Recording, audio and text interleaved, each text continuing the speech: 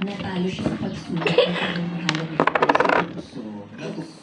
May duwi-donut na maitit sunod ka man. Tiniwa po sunod.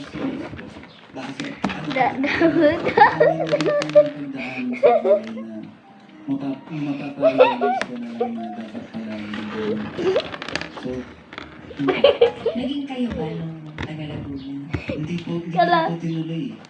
Oh, Bakit naman? Eh, sino ba nakipag-break sa inyo ni Ate? Hala ka na sa Kasi hindi ko na rin po talaga yung kinaya kasi sabay-sabay na rin po yun sa school. Po. Tapos, ang magulang ko parang pinapresa ako, kumigil. kanino yan dito? gumaan ang kalooban mo o bumigat? Yung sa una po, syempre, sobrang... So, duwi-donut na. Masakit po. Sana ko duwi-donut.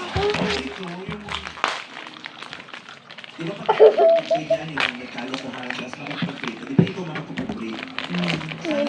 Ang dami ka. Kaya, tinapos mga pinipagod.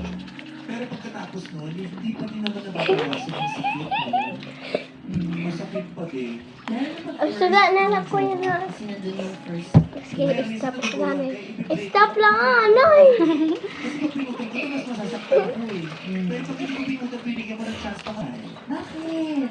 Kasi po siya po kasi Ubosit!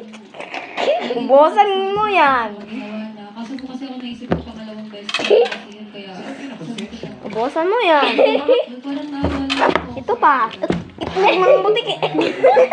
Okay lang. Iyak-iyak. Kaya po ginawa ko. Patay na!